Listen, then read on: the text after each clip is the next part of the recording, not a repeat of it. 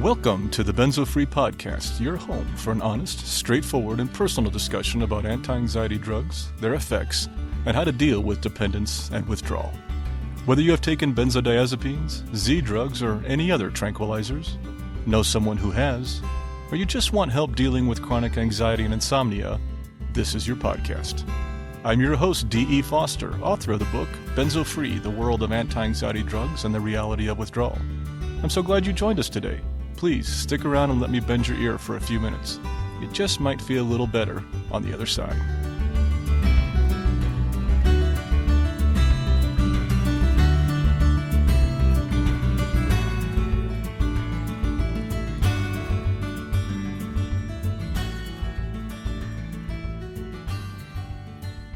Hello there, this is D, and welcome to episode 52 of the Benzo Free Podcast.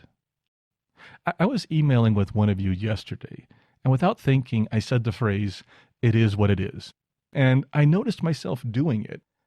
I've been saying that phrase a lot lately, and I've noticed that, and I don't think it's a bad thing. I think it's part of my acceptance of my condition. When I say it is what it is, my emotion and feelings behind that phrase is more like, okay, so that happened. Deep breath. It's not such a big deal. Back to the day. Now, that sounds simple. I realize it, and maybe is not something that is possible most of the time. But sometimes it is. Why am I talking about this here? Well, why do I bring up almost any subject on this podcast? Yes, you guessed right, to tie it all back to benzos. I find that I say this phrase the most often when I get my symptoms, when I get my benzo withdrawal symptoms. This battle I had with the flu kicked off a nice wave of symptoms over the holidays, and a few of them were old ones I hadn't had in a long time. Not ones I was eager to have return. Between my sickness and symptoms, our holiday time with family was limited. I had to cancel my trip back to Kansas City to see my folks, and my wife and I were self-quarantined in our home for almost 2 weeks. Sounds kind of depressing, right? But it really wasn't. I not only found myself accepting my symptoms even more than normal and just letting them happen and not letting them stress me out, but I found that I had the same attitude about the flu and its symptoms and limitations. And another word that I think goes in with this whole topic on acceptance is expectation. And I see this a lot, especially in my correspondence with you. I think one of the number one things that benzo withdrawal takes away from us is what we think life is supposed to be, how we think life is supposed to go, whether that is how it used to be and it should still be that way, or what we thought it was gonna be and it's not become that way. Life is different now because of this drug and its effects on us. And that life is not the same as what we thought it was going to be. And I believe that disconnect between our expectations and what is where a lot of our anger, sadness, depression, and suffering comes from. I had a lot of FOMO, and many of you know FOMO. It's fear of missing out. It's fear of not being out there with others. It's fear of not being invited to that party, or not being invited to this work event, or missing your child's soccer game when she scored a goal, or seeing something somebody posted on Facebook and feeling left out of that event or that experience, or even missing spending time with your family during the holidays. One of the key things I see from you, and I experienced significantly at times, was this FOMO, this fear that we were missing out. And it is frustrating, and it is hard. But the truth is, life out there, life beyond your perception, I really don't think is usually as wonderful as we paint it to be. And expectations are just about things that we think are going to be great, are going to be wonderful. Yet, how many times have you shown up at that party and then looked back and said, oh, well, that wasn't very good. And it wasn't anything like what you expected. We need to be careful, I think, of painting that picture of perfection of what may be, of what is going on outside of your walls, especially when you're as isolated as so many of us are. I think, and this is me going out on a limb here, which I do, sorry about that, and I'm sure you will email me or comment and tell me that I'm wrong, and I'm fine with that. But I think, and God, there went my train of thought. God, I do that so often. If I ad lib like I'm doing right now, as you can probably tell, and I have this, okay, I want to get to this line here in my head, but then I put too many lines in front of it. By the time I get to that line that I wanted to close with, which I thought was pretty good, I'm totally blowing it. And by the time I get there, I have no idea what the hell it was. But you all, so many of you know that frustration. And a lot of times I don't edit something out because I just want to show you the real me. And I don't want to make this podcast something plastic, something too prepared. I want it to be raw. That's why I do the road trips. That's why I do the interviews. That's why I do some other things that are more just as they happen. Because that's what this whole thing is. It just happens. It is what it is. We have to deal with it the best way we can.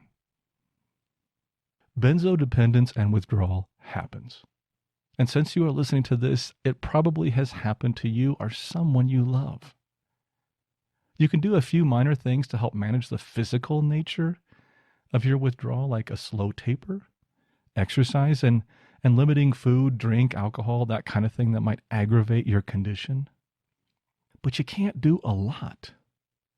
Most of the gains available to you are in your attitude, your mindset, your skills you develop to get you through. What you do with this whole experience is up to you. For me, well, I wrote a book and got it published, something I'd never done before, but always had wanted to. I started a podcast. Who would have thought that? And I love it. I became a better husband. That's a big one for me because anyone who loves you, who stands by your side throughout this, deserves your best in return. I became a better son and brother and spend more time with my family, in spite of the stress and anxiety and frustration that comes along with any family. I found hundreds of new friends all over the world who have helped me far more than I've helped them. I discovered emotions I never knew I had and can cry at the drop of the hat, and I enjoy it. I never knew this was fun. This is a good experience. Crying is kind of cool. These are things I never knew before.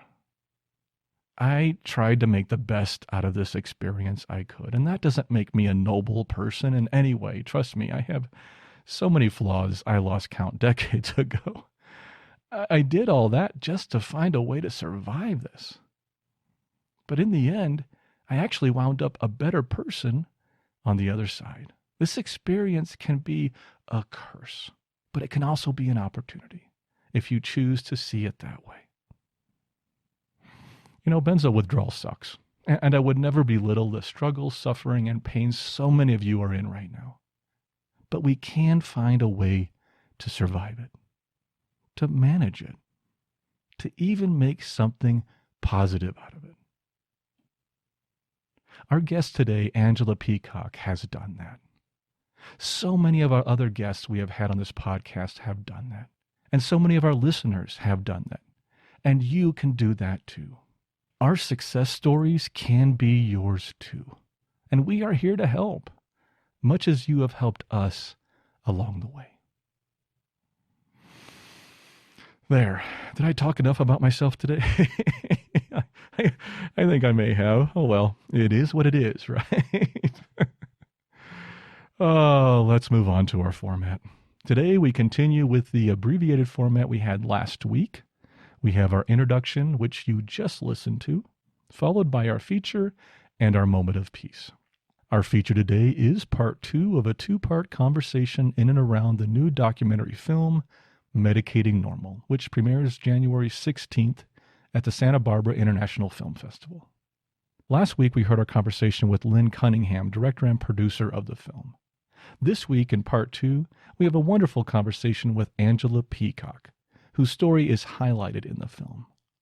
So stick around for our conversation with Angie. You're going to like this one. But before we move on to that, we still need feedback, as always. Questions, comments, stories, suggestions, corrections, additions. This is your podcast, and the more content I can share from you, the more benzo-free becomes the community it was designed to be. So please tell us what you think. Visit our feedback form at benzofree.org/feedback or email us at podcast@benzofree.org. Or comment directly on the podcast blog post itself for others to see. And don't forget to sign up for our mailing list at benzofree.org/subscribe. And one last thing, the Benzo Free podcast is for informational purposes only and should never be considered medical advice. If you're listening to this podcast on one of our providers, please leave feedback on that carrier. This helps new listeners find us. Okay, then without delay, let's move on to our feature. As I mentioned in our introduction, today is part 2 of our 2-part series leading up to the January premiere of the new documentary feature, Medicating Normal, which is this week on January 16th and 17th at the Santa Barbara International Film Festival. Today, I have the pleasure of sharing my conversation with Angela Peacock, whose story was highlighted in this film. If you haven't listened to Lynn's conversation from last week, you might want to listen to that one too, but I think both of them kind of stand on their own, so feel free to listen to them in any order you choose. Many of you know our guest today. Perhaps you have heard of her name, but maybe you don't know from where. Or perhaps you've spoken with her directly and found much needed support from her counsel. Or maybe you even worked with her in a variety of areas of mental health, like psychiatric drug awareness, veteran support organizations, and of course, the benzo community. But for those of you who may not have heard of her, let me introduce you to Angie. Angela Peacock served in the U.S. Army for almost 7 years and was medically retired after one tour in Iraq. She was subsequently medicated for PTSD, a victim of polypharmacy, and went on and off benzodiazepines several times under a doctor's care until coming off for the final time in January 2016. Despite suffering from protracted benzodiazepine and polypharmacy damage, she recently completed her master's in social work from Washington University in St. Louis. She has been a veteran advocate for many years, speaking nationally about trauma and resilience, female veterans, and post-traumatic stress.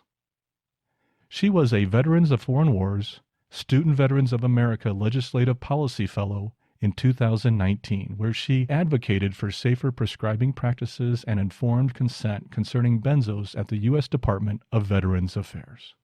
She serves on the medical board at Benzodiazepine Information Coalition, has supported hundreds of people recovering from benzo injury through her YouTube channel and online support groups, and is now one of 5 subjects in the upcoming film, Medicating Normal. I have corresponded with Angie for several months now, and I just have to say, I am amazed.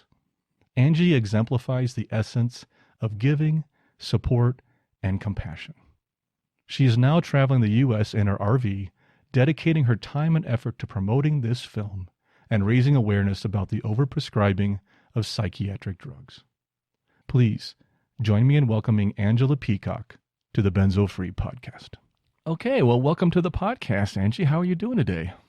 Pretty good, Dee. How are you? I'm doing good. I'm so happy that you and Lynn both took the time to speak with us, and it's really nice to have this back-to-back conversations on the movie, especially since you guys have your premiere coming up. Yes, it's very exciting. We're so happy that you had us, and we are excited to hear what the community thinks of all the clips and promotion and everything as we get started. Pretty cool. Oh, good. Yeah, I'm sure you're looking forward to the feedback. And I know with all your screenings, you probably got some good feedback along the way too, haven't you? Definitely. Yeah, that's great. Let's back up a second here. I just want to start out with you. And can you tell me a little bit about your background? what your story was like with the polypharmacy and benzo drugs that you were on, I know. And also then we'll talk about how you got involved in this film.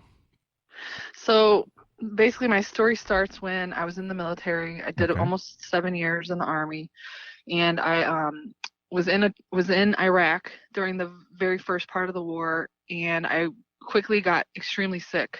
Like Mm-hmm. within 30 days, I dropped down from 140 to 100 pounds. Like you could see all my bones. Oh, wow. I had like blackouts, nosebleeds, gastrointestinal problems, all kinds of things happened. So it was a double dose of trauma, whether I was going to die from driving in convoys all over Baghdad getting shot at, or if I was going Right. to die from whatever mysterious disease that I now acquired from the environment or whatever. So I lasted about 6 months in theater, and then I was medically evacuated out. And the Okay. day after I was out is when our convoy got hit, and one of my soldiers came back injured, came out of surgery, told me what happened. I felt like just extreme overwhelm of feelings, and I didn't really know what to do with those feelings. So I walked straight to the psychiatry office because that's what you do when you need help, and I was given my first prescription of Klonopin, and Wow. it all went downhill from there. So I endured about 13 years of polypharmacy. I was given more than 40 psychiatric drugs. That's the first time I've ever said that publicly. Oh my God. And Benzos was in there a lot.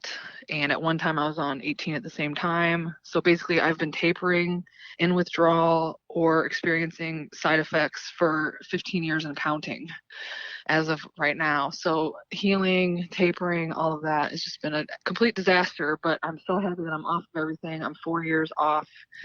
Of all medication, Benzos, of all psych yeah, medications? Oh, great. everything, 4 years off.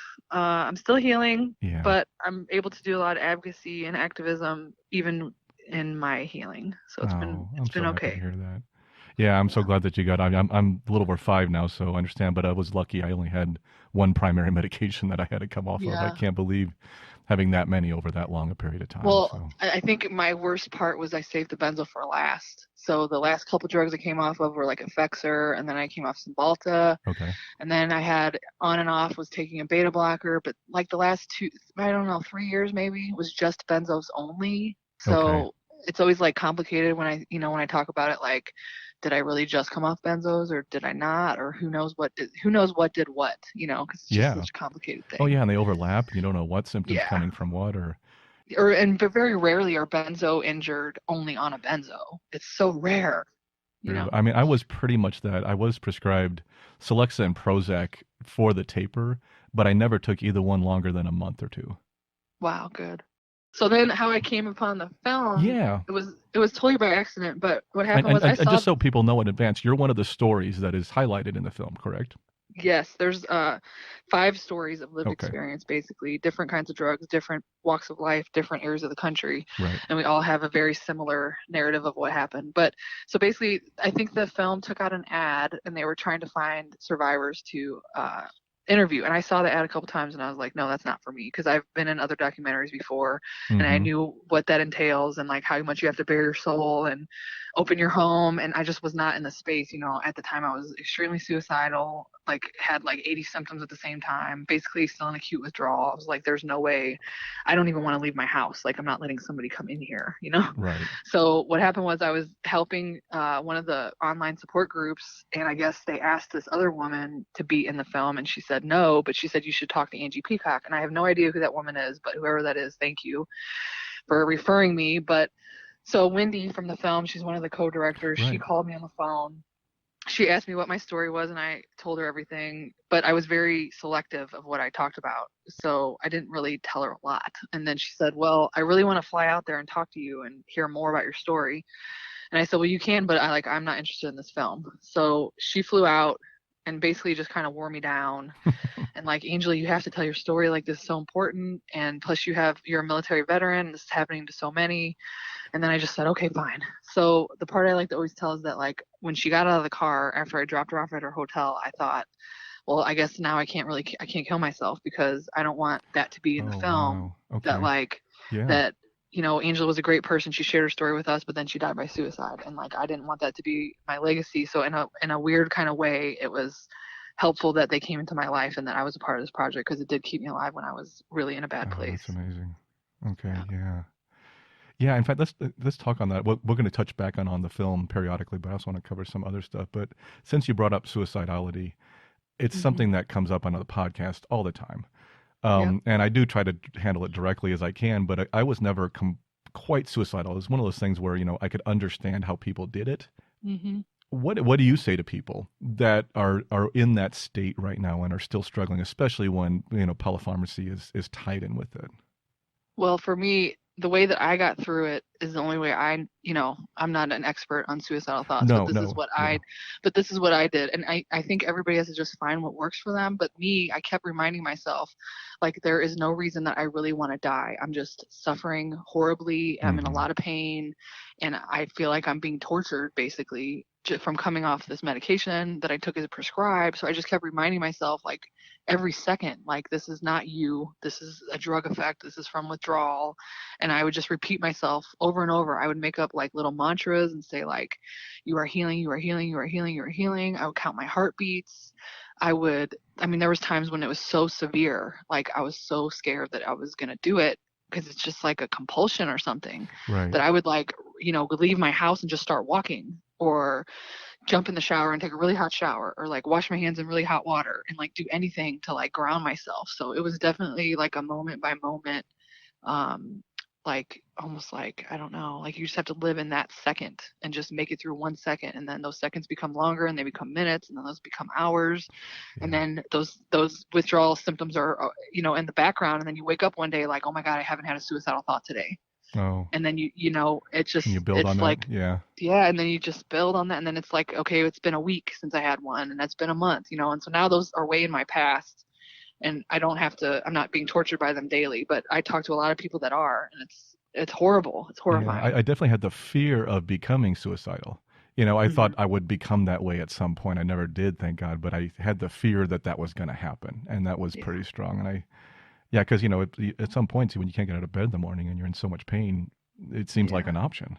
Well, and And I think it's also, it's a symptom unto itself, and yes, it's part of akathisia also. I So I agree. know everybody in the benzo community has, like, well, if you didn't pace, you didn't really have akathisia. But if you look at the scale and you read some of the research, it talks about inner restlessness and inner Hmm. agitation, and part of that inner restlessness and agitation is this, like, constant intrusive suicidal thoughts, and some of them are urges for people, and it's like the inhibition is harmed with GABA receptors. Like, part of GABA's duty is to, like, inhibit things, Right. and so when inhibition is gone, There's no things control. happen. Yeah. Right. Yeah, So exactly. Yeah, for me, that akathisia was huge. Yeah, and I still have it. I still get yeah. triggered by certain things. I know we both do, but Hmm. so when you got out, and I know since then, since your experience with the medications, you've been doing a lot of work for veterans. Can you elaborate on that a little bit? What kind of work you've been doing with them? Well, I went back to school almost as a survival technique, because I had, like, I don't have family, I don't have kids, I don't have like a support system, and so I was like, I have to heal from this, and I don't know what I'm going to do to heal. So, like, I need to be doing something that makes me focused on something other than my symptoms. So Right. I was able to stay in school, and I part of, like, being in social work school is you have to focus on certain social issues. So I was like, well, I want to focus on veterans and medication and prescribing practices and health literacy. And basically, health literacy is like, do you know how to read an FDA pamphlet? Do you know how to Mm, talk to your doctor about, when you put me on this drug, when can I come off of it, or what are the long-term effects of this, or what do like, just basic, how do we advocate for ourselves and ask questions that we need to be asking.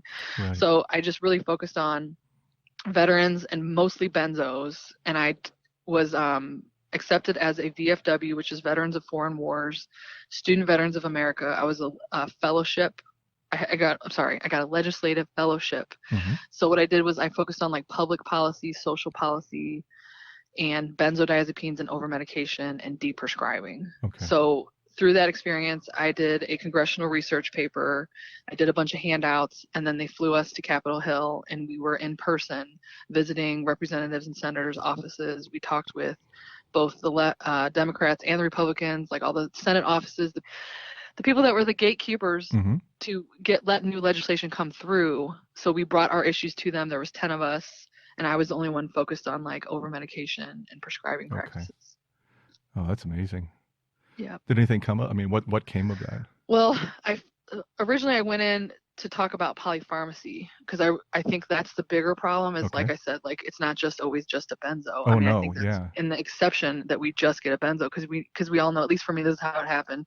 I got more anxiety from the benzo and then I couldn't sleep. So then I was added Hmm. a sleep medication and then you get really depressed. But how do you know if those symptoms are tolerance or side effects versus is that your original condition? Right. So then what happens is you just get this snowball and this, I think they call it prescription cascade, where it's one drug is added and then the next and then the next, and then you don't know what are side effects and what is the original condition and what is a new condition because everything is just really muddy.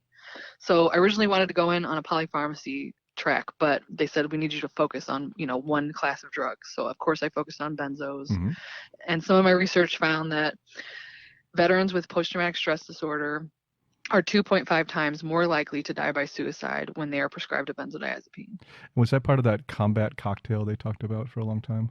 Uh, It was a combination of medications, and one was a benzo, and I think that was Yeah, I think that was Klonopin, and Seroquel, yes, and there you go. gabapentin, Yep. and maybe clonidine or Prazosin. Sorry, but yeah, that was a couple years ago. Okay. But this is just any exposure to any benzodiazepine. If you are a veteran with post-traumatic stress disorder, it makes you 2.5 times more likely to die by suicide. Oh yeah.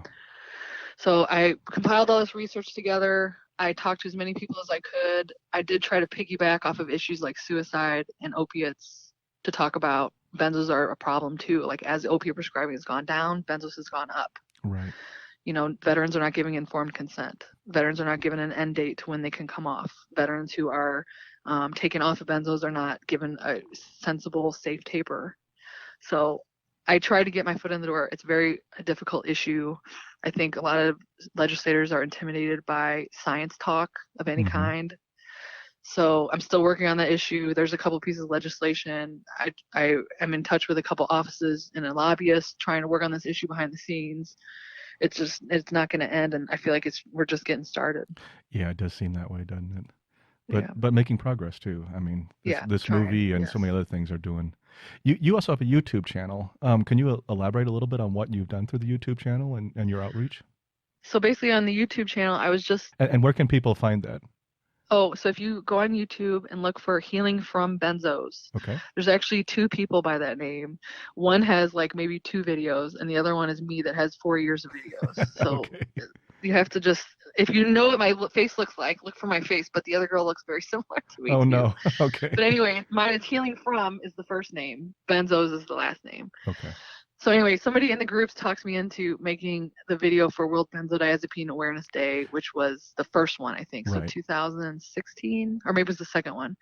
They talked me into it. I was very much in that inner restlessness, agitation, suicidal phase. I did not want to make a video. They said, Angie, you have to. You're the only veteran in our group. You have to talk about the veteran issue. So I made the video, and wouldn't you know, it's like got 80,000 views and like 1,000 comments because I don't know, whatever I said resonates with people everywhere. And so people write comments at the bottom and say, "Oh my God, you just told my story. Oh, This is that's what happened to my wonderful. wife. This is what happened to me." Yeah. So then I just like was like, well, if it helps somebody, then I guess I should make another video. And then I made another one. And then, I'd never really planned on it being a channel or anything, but so I've just kept documents of my progress. And if you watch like the video when I was 6 months off as compared to the video when I was 4 years off, you can see a Hmm. huge difference just even in like the way I have my mannerisms and my Oh, it's tone and really how, clear. Yeah, I saw a couple of them, and yeah, I could notice your progression over time. yeah. So I don't know. I just try to talk. I try to answer every comment. I try to talk to people and let them know it's going to be okay, and that I was a really severe case. I know that not everybody has my same story. Not everybody has been Yeah. exposed to that many drugs. So if I can heal, then you can too. I try to do the same because I'm definitely an extreme case too. I had a couple other things, complications that tied in with it that made it. And when I'm trying to tell my story, I try to remind people that hey, you're not going to be. Most of you still won't have this 5 years out. There's some of us No. that have Yeah. had this extreme case, but most don't. But they Yeah. still look to you though, don't they, for that person, that Yeah. guide. And I always struggle with, okay, no, it's like I'm sharing my experiences so that I can relate to you, but please Yeah. don't use me as this is gonna be you. No, and I think it's just because we're in such a fearful state and I know, I benzodiazepine know. injury that we believe like, oh my God, if you had this for 22 months, then that means I will. And Exactly. or Yeah. even it's a symptom. I think it's a symptom, another symptom that we think I'm different. Mine's going to be permanent, and mine is forever, and I'm You're different always than thinking you. the worst. It is definitely a Yes, symptom. I always think of it as like the irrational brain seems to take over, takes and over. your Yep, rationality gets suppressed, and that's the way our yep, brains work in this. And so it's always difficult to remind people that, hey, your story probably will be better, probably will be different. We're the extreme cases. That's why we're doing yes, this, because we're the yep, extreme yep. We're ones. trying to tell you that even if I can heal, so can you. I promise. Exactly. Yep. Yeah, I'm with you on that. Oh, well, that's great. I know you've done so much. I know you've also been linked up with the Massachusetts hearings. And was that Yeah. tied in with the movie? Is that why you were involved with that? No, well, what happened was I went up to do a private screening with an organization who does work in this area. I think they have a psychiatric drug withdrawal support group. Okay. So I flew up to Connecticut and did their little private screening with them, and then it just so happened the Boston screening was or the Boston hearing was happening, and so I went and drove at like 11 o'clock at night, stayed over at Sonia's house, who's Yeah. really the lead with from BIC for that Yeah. Sonia legislation. Seibo. Yeah. Yeah, so she let me sleep on her couch, and then in the morning we drove over and did the hearing, and it was just like perfect timing. It just worked Oh, out, and good. so I got to testify, and I kind of testified on behalf of like the veterans research that I did, and Was added, this the first hearing or this this is the second. the second Yeah, the one? Okay. first Gotcha. hearing was in the first hearing is in the film, but it was Dave Cope doing Gotcha. the. Yes. Yeah. Yeah. That's great. Yeah. I've been, we've actually made some progress here in Colorado recently, nothing to the degree of Massachusetts, but we're using, of course, Sonia's work and other stuff as a lead on Yeah, making some progress here in Colorado. And, things that's so are starting great. to happen and we're kind of getting there. So, Yeah, I think just the fact that we're able to talk about this and talk oh, about it yeah. publicly and do hearings about it, like it is coming. It's, it wasn't happening 4 years ago when I came off. Yeah. So, I mean, in 4 years, I think we've made a lot of progress on the advocacy front. But of course, we always need people involved. So, and I think that's what it's all about. That's what grassroots organizing is, that you Yes. just find network connections wherever you can and you talk to people and form relationships and get stuff done if you can. Yeah. You got to do every step you can take. Yeah. Yeah. Every step. Yeah. So we've been chatting about this a little bit. So you have your RV now, and you're kind of traveling around the country. So is most of the work you're doing now tied with the film and getting ready for that premiere and further screenings, or is it tied with other work you're doing, obviously work and support work, or what are Well, you it's doing like now? I don't know. It's all of that plus. I don't Okay. know. What happened was I graduated college. I knew that I was not physically or mentally able to work yet. I'm still very, Yeah. I sound great. But I have like severe vision problems, Okay. dizziness, balance problems, um, a very high level anxiety that I should not have. Even though I sound like I don't. I'm just I really good know. at I'm acting there with normal. you. I'm there It's with you. terrible, but so it was a combination of like, okay, I'm gonna have to travel a lot to do some of these screenings, and my lease is ending, and I'm barely home anyway, so why not live in an RV? Plus, I wanted some healing time and some space, and Hmm. really, when your life is like basically taken from you, because that's literally what happened. Like Yeah. I didn't have feelings. I couldn't leave the house. I was scared of everything. It's like once I get just a little taste of freedom, I like want to take, I want to take advantage of that. So part of it is just really selfish. Like I just need to be away, and I need to be in the woods and off the grid and just alone and in nature and wake up to the sunrise and Oh, go to that's so bed at helpful. Yeah. which I'm very blessed to be able to do this. But so yes, it's plus I do a little advocacy on the side, like volunteering and then helping the film a little bit. So I just do what I can. Today I'm going to go sightseeing up in White Sands National Monument. Oh, I'm just really looking wonderful. forward to that, and just explore and try to grow new It's neurons. funny how Like, we're all doing so many of the same. I just did a 3 week, 2.5 week trip to Florida and back, and drove it, and some by myself and some with some friends and family. But it was the same thing. I did hiking, and I would go and just meditate, find different places to just kind of reconnect. I even recorded yep. a lot of nature sounds, and I've used them for some of our closings on the podcast, and it's just been. Wow. And I That's did a great. couple podcast episodes on that trip, Wow. and it's been interesting because I kind of like what you're doing too, is that the listeners have been able to kind of connect with me of the struggles of traveling Yep. with protracted withdrawal. And so many have written into me saying, oh my God, I had that same exact problem, or I Yep. had this, or I had the anxiety. Yeah, like you said, people, I don't, we seem better off than we are sometimes. Yeah, we And I do. think you and I are both that same case. It's like I'm functioning better than so many people that are listening to the podcast or are watching Yes. your film, but we're putting on a good front too, Yeah, I think we because just get used to acting normal, and we I mean, do. and in a sense, I think it's good that we can pull it off. Like, Yeah. I almost think like your brain remembers what normal is, and like surprisingly, it will like pull it together. Like some days I'm like, I can't do this. I literally can't do this. I need to go home. What was I thinking? Pull the RV over, sell it, and go home right now. Yeah. And then I take a couple deep breaths and I self-talk and I'm like, Angie, it's gonna be fine. You're gonna be fine.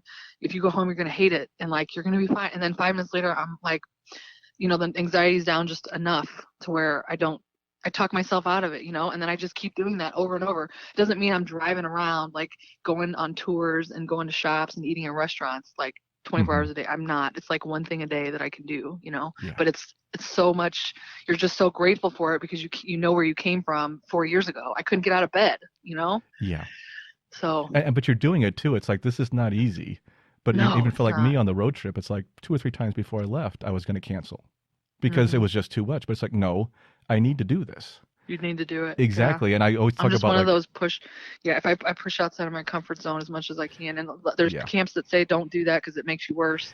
And my vote is always, well, I feel worse if I'm sitting at home yeah. anyway, so I might as well do something with it. Yeah, my vote is always there's a balance. It's like, Yeah. sure, there are days that you need to stay Oh inside yeah, and that's fine. definitely. But when you start Yep. feeling a little better, you got to start getting out and living again.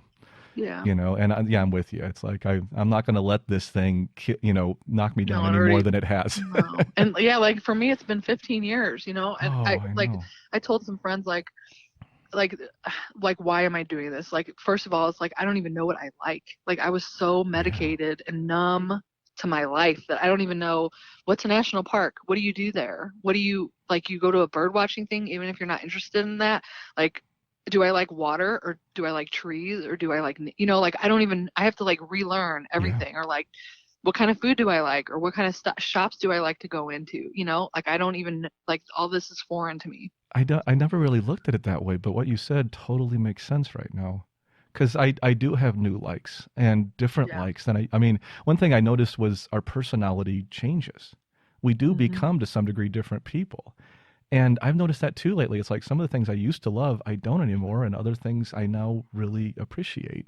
Yeah. And I would say some of that's probably from getting older, but some of it is just the trauma of the experience is like it makes you reevaluate your whole life and like what is important to me now. And like right now I went from I mean this has been a couple years in the making, but I went from like a 4 bedroom house to a 3 bedroom to a 2 bedroom to a 1 bedroom to 135 square feet. I love that. And like now it's like sorry, but this stuff is not important. Don't buy me anything. I don't want anything for Christmas. Like I just want to go in the woods and be quiet and maybe I'll watch YouTube or something to fall asleep. It's so funny because You know? we're on a minimalist kick now too, all driven Yeah. by my experience. It's like I'm saying we don't Yeah. need this, we don't need this. Why do we No. have this? It's like you're right. It's just not important anymore. It's not. And it was so cleansing just to get rid of so much stuff that was holding you back and memories, the bad stuff. Yeah, I've been reading voraciously during mine, and that's one of the things that kept me going. And one of the books I Yeah. read, I forgot who wrote it, but it was on minimalism, and it was talking about everything comes with a level of stress. I And like I that. never thought So about true. that, but yeah, it hit me. And I was going, my God, you're right. Everything we have has a level of stress tied to it, whether it's maintaining it or packing it or keeping it stored or pulling it out each year or whatever. There's stress comes with that, So true. So true. Yeah. And you focus know? on what's important because really, Exactly. I mean, you're not going to die with your stuff. You can't take it with No. you. Yeah, the people in our lives are far more important Yeah. than the stuff And we have. experiences. Exactly. Definitely. It's all about experiences. Oh, that's amazing. So anyway, Oh, so one I should yeah, I go should ahead. say one more thing. One more thing I was thinking of is while I'm traveling, I really have an interest. I built a new YouTube channel and it's more about RV living Oh, and like cool. Yeah, what is this that? journey and stuff. That one is called oh my God, hold on. Being Human RV. Sorry. Okay. The other YouTube channel is called Being Human RV. And so on that channel I focus more on RV living, but I also want to interview survivors along my way and on my Oh, journey. wow. And so far I've been so chicken because some of these stories that I hear, like I talked to this girl in Austin, Texas, and I won't say her name or anything, but I felt like as she was telling me her story, it was just such a sacred moment that I can witness her trying to heal through her narrative, Oh yeah. and for a person to be like really open and vulnerable and share like the depths of their hell with you. I want to be very sensitive to that. Like, I don't want that on camera unless the Yeah. person really, really is okay with that, because it's a very public thing to do. And I assure you that I appreciate that, being in a couple of documentaries before, and especially this one about medication that's so stigmatized. So I do want to interview survivors on my way through on the private screenings coming up and the very public premiere. But so yes, that one is called Being Human RV on YouTube, and I'm going to be sharing my own journey. I have a couple videos just about me getting ready for leaving and how that was like in my first 2 weeks of travel and how that was. Oh, I'm gonna have to check that one out myself. That sounds great. Yeah. And then I have my 1 month video of 1 month on the road. What is that Okay. like? So, but I'm going to tell my story a little bit more detail, and then I want to share survivor stories in the coming months. That's so wild, 'cause that's what I've been doing too. I've had a couple road trips lately, and one of the things I do on the way is I've been interviewing listeners, Yeah. and their stories. And this last trip, I planned on sharing a few of them. Unfortunately, the few people I did interview wanted to keep theirs private. I always let them, we don't have to share them. But I've had Yeah. several reach out to me and saying, "Come visit. I want to share my story." And so I'm planning my next trip is going to be focused primarily on that, and There you going just go. like what you're doing. It's so funny we're doing almost identical things. Well, I think it's important, I mean, to share. This is such a stigmatized thing to first say that you're on medication, but then to say that you Yeah, came off of it. That's a very inconvenient truth for a lot of people that believe that medicine helps everyone I and that know. everyone should get treatment, and that's just not the story for everyone. So I think I had a teacher in social work school that said, Angie, you guys have to talk about this. You have to. Why aren't you talking about this? And I'm like, you don't understand. It's like we're suffering so bad I that know. just to get up and get a drink of water is like a monumental task. We can't ask these people to share their story in the depths of hell. But she said this is not going to change until you guys start talking. It's just Yeah. not. So if you can and you are able, then please do. And if you can't, if it's not your personal story, it could be file your FDA MedWatch report. If you go to BIC's website, we have a little button, very easy to get to, right on the side. Click that, tell them your story. It can be anonymous. I mean, you could do podcasts with D if you see him Yeah. on the road. I mean, there's so many ways to get involved in these issues, I you couldn't know. agree more. Yeah, in fact, Yeah. that was a great segue. Let's before we get back to the movie, let's talk a little bit about BIC. So you're on one of the advisory boards for BIC, is that correct? Yep. I help Vic a little bit. I wish I could help more. Yeah. But it's just I'm really busy right now, and my own healing takes place too. But yeah, Bic is doing a lot in the background. They talked to a lot of doctors. We went to a conference. I was able to attend a conference in Baltimore Oh where yeah, I remember that one. it was pretty good. Like two doctors from Austin, Texas, the Janes. Yep. They gave a presentation about benzodiazepines, the good, the bad, and the ugly, and they were very detailed about withdrawing and tapering. And tapering should be slow, so slow that you should be absolutely bored. And if you're not bored, you're going too fast. So like it was really, to me, it was like it was just so eye opening. It was me and Sonia in the audience, and we got to see this. A room full of 100 prescribers being educated by another two other prescribers, and then we had big flyers outside. We passed out the action manual. We talked to prescribers one-on-one. People were very interested in this information. Oh wow, that's great. And just so people know, BIC of course is Benzodiazepine Information Coalition, and it can be found at benzoinfo.com. Yeah, so a lot of times we work on media, like we'll see an article and we'll try to educate the journalist and say like, well, this is the difference between addiction and dependence. Right. Would you like to work together in the future with a new article? Um, Christy Huff is just amazing. She writes a Oh lot, yeah. gets a lot published for the wider audiences. I think one of her blogs was like top 10 for Oh, Kevin she's been MD great. Yeah. this year, so that's been great. I'm trying to think of what else we're working on. We have a prescriber list. I don't know. There's just so many things that are happening. Some of it's reactive, trying to be proactive in other areas. We're trying to attend a lot more conferences in 2020. Mm-hmm. So if that's something people are interested in, they could always use donations because that pays for our travel and gets us into the conferences. We want to pitch a couple conferences. We could do our own presentations, which would be great. So all that social work school will really come in handy because now I have letters after my name that, Yeah. not the lived experience isn't enough sometimes, and you No, have to I have understand that. letters, Yeah. but that gets us into the door at conferences. So that's a way to support. Yeah, Bix is great. They're doing a lot of work, and it's good work. Oh, good. Yeah, I'm really glad that you're involved with them. I've been, yeah, working with Christy actually. Has been helping us some of our stuff in state here too, and talked to her Yep. several times about that, and also, of course, worked on the survey with Jane.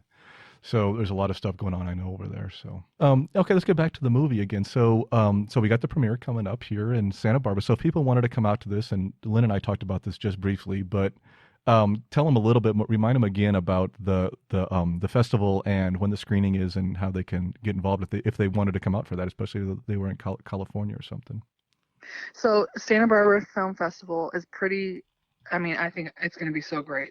But there's 2 dates for the screenings, January 16th and January 17th. I think the January 16th screening is at 11 a.m. Okay. and the January 17th screening is at 3 p.m. And the way that film festivals work is there's a very limited amount of tickets and they're 4 passes. So one person buys a ticket pack of 4, or you bring 4 people with you and you can go to one of the screenings, or 2 people can go to both screenings. But those are very limited in quantity. So if you don't buy one of those, then there's something called rush tickets. You can buy them like 30 minutes before each screening, and they're $10. So we're going to do the premiere. The best part about the premiere is that everyone is going to be there. So it's me, the 2 directors, the producer, the camera, cinematographer, the sound guy, the editor. Everybody will be there on stage to do the Q&A afterward. Oh, It's great. very public. We did tons of press. We're, hoping there's going to be more. Anyway, and it's like the first time the world will get to see the movie. It's really exciting. Oh, wow. That's great. So, and after that, you mentioned about also people might have some screenings or local screenings or something like that. They can work with you, and is it possible they can have things in the area? Can you explain how that might work, or what they would do if they were interested in having a screening of the film in their town? So right now we're going to do the film festivals. So the best thing to do right this second is just go to medicatingnormal.com, scroll to the very bottom where it says sign up for newsletter, and it'll ask for your name, your email, and your zip code. And then what that does is every time we get into a film festival that's in your area, we usually email about a 250-mile radius to that zip code where the film screening is. Okay. So your first chance to see the film would be to attend one of the film festivals while we're in that phase. But then after that phase is over, we'll have more open public screenings. But, of course, we want to make it we needed like a bigger audience. So we know that everybody wants to see the film. And, there's comments all the time like, where can I see this? Where can I see this? Because everybody's so exciting because it's like so much validation for us, most of all. But so for now, it's just film festivals. But later we'll be we're building like a database of people that want to see the film. Okay. And then, but we prefer with large audiences. So as much as we'd love to come for 20 people, it's just hard with logistics. That's hard, and I'm yeah. driving an RV and I can't drive from New York to LA, Oh, yeah. So we're building a little list of these are potential screenings. These are people that have audiences of like 80 or 100 in these areas. And, down the line, I think they have to charge for screenings because of costs, just to get there. Right. So if you're interested, just the best thing to do is stay up to date on our social media. Make sure you sign up for the newsletter, and we will let you know as we progress. Oh, that's wonderful. That's great. Yeah. So do you have other film festivals lined up after Santa Barbara? Well, there's a couple more, but I can't tell you where they are because it's secret. That's fine. Just thought I'd ask the question anyway. Yeah, we got into a couple, but you'll see job. them. We announce them as we go on usually on the Facebook page. Okay. So definitely just stay tuned to that. Okay, well, that's all great. I think that winds us up pretty good. We had this has been a great conversation. Things just flew by, I think, talking with you, Angela. Anything else you'd like to say in closing for people, especially people who are listening to the podcast or people who are interested in the film or anything like that? Let me think. I think you covered it. Oh, wow. Can I think of anything? Hold on. The only thing I would say to follow up is that make sure that you check out our YouTube channel for Medicating Normal. There's so many really cool clips that you can share with your friends. Maybe it's hard for you to explain how you're feeling in withdrawal, and like some of those clips will explain it to your family members. So definitely go on the YouTube channel. There's like 110 outtakes. We're about halfway through. They release 2 per day. And then also on our website, there is a list of like a reading list, there will be a podcast list definitely with Benzo Free podcast listed, of course. Oh, thanks. But there's a reading list, there's resources, there's alternatives, there's some information about drug withdrawal, plugging the other people that are doing work in this area. Right. So definitely just explore the resources. They've built such a great website. And I really just want to say thank you to Wendy and Lynn and Muffy, because they have not gone through this withdrawal experience. And for them to make this film, and it's so genuine to the experience, and then to have developed all these resources and websites and outtakes, it's just amazing. I think when you haven't been through this experience, it just shows their compassion and empathy that they could feel for the people going through this. Oh, that's wonderful. That's wonderful. Yeah, it's so great to see this kind of work, and especially by such professional filmmakers Yes. and people who have been in the industry and know what they're doing, and also the activism like Wendy has been done in the past and stuff. These are people who know what they're doing and know how to make a difference, Yeah. and this has been great. So I must admit, I had a chance, of course, to see it at a private screening, and it was a wonderful film. And I really enjoyed it, especially just the stories, your story and David's, and all the different stories in the film really connected. And then you had the experts on top of them validating the experience and validating the science behind it. It's kind of that perfect blend. So if anybody gets the chance, where it's coming in town or can get near Santa Barbara or something else and want to go see it, I'd highly recommend it. Go check it out. Definitely. It's a good film. Thank you Thank so you, much for Dee. everything. And thank you for talking with me today, Angie. I really Thank you, Dee, and appreciate thank it. you for all the work you do with Benzo Free Podcast. I just know that your voice is so soothing to so many people, Oh, and it thanks. keeps them going, and your work is so needed. So thank you. Thanks. I really appreciate it. And the same goes for you. You've done so much for veterans and through BIC and through everything else on YouTube and this movie. So just thank you for all you've been Thanks, doing. Dee. Angie, thank you for so many things. I know both Lynn and Angie have very busy schedules right now, and I am very grateful for their time and interest to be on our podcast. If you want to learn more about the film, please visit the film's website at medicatingnormal.com. And don't forget the premiere of the film this week, January 16th and 17th, at the Santa Barbara International Film Festival. And if you'd like to follow Angie online, you can go to YouTube and search for her sites Healing from Benzos, in which healing from is all one word, and her new channel, Being Human RV. Or you can also follow her on Facebook at facebook.com/beinghumanrv. And if you'd like to help out the Wounded Warrior Project, please visit them on their website at woundedwarriorproject.org. And yes, I will have links to all those sites in our show notes, as always. This has been a wonderful couple of weeks with both Lynn and Angie, and I hope to have them both back on the podcast later this year. But now, before we go on to our moment of peace, please allow me just 30 seconds for our disclaimer. This podcast is for informational purposes only and should not be considered medical advice in any way. The host of this podcast is not a medical professional, nor is he engaged in rendering medical, health, or psychological advice, nor any other kind of personal or professional services. The views and opinions expressed by our listeners and interview guests on this podcast, whether read from textual submissions or presented in their own voice, do not necessarily reflect those of the Benzo Free Podcast or of its host. Withdrawal tapering or any other change in dosage of benzodiazepines, non-benzodiazepines, or any other prescription drug should only be done under the direct supervision of a licensed physician. Our full disclaimer can be viewed on our website at benzofree.org/disclaimer. And that brings us to our closing, our moment of peace. It's just 1 minute, and it's an opportunity to quiet your mind a bit before you return to the chaos of the real world. The way this works is that I will give a brief introduction, perhaps a suggestion of something to focus on. Then I will play a soft bell, which will indicate the start of the 1 minute.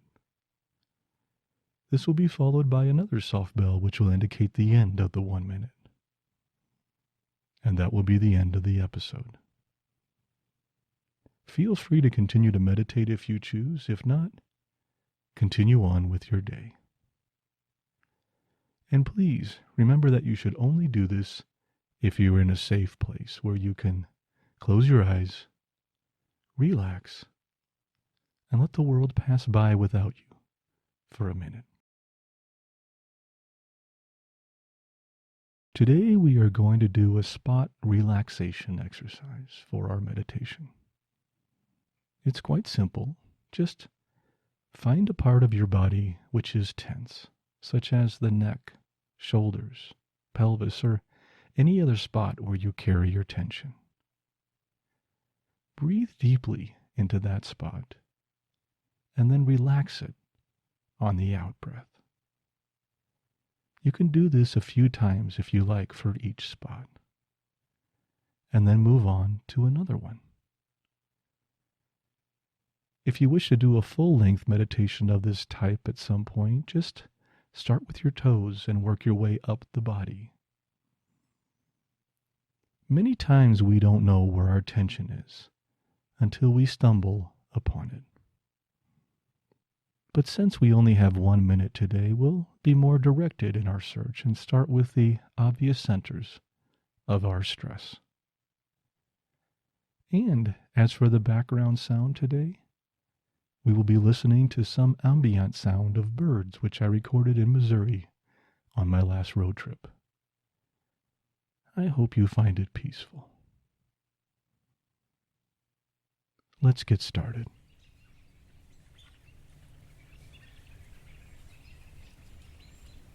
Close your eyes and relax. Take a deep breath in.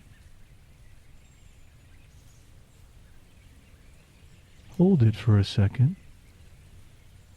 and let it out slowly.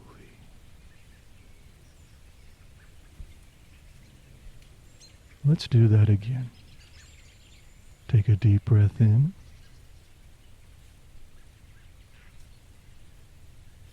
Hold it for a second and let it out slowly along with all the stress of the day. One more time. Take a deep breath in. Hold it for a second. Then let the breath out slowly, relaxing your entire body.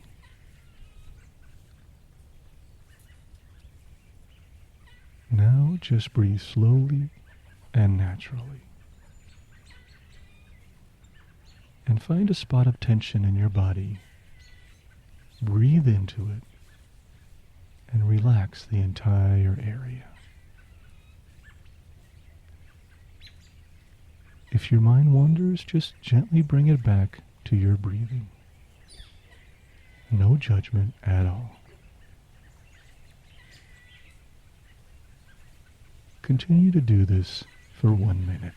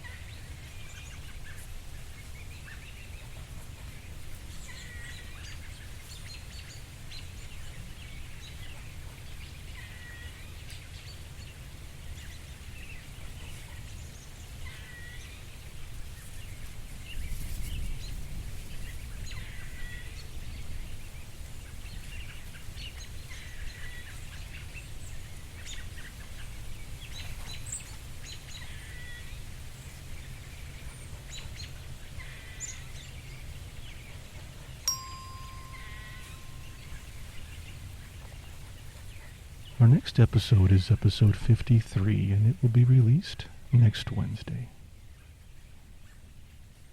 Thank you again for joining me today, and please, let me know how we did. Keep calm, taper slowly, and take care of yourself. I'll see you next time.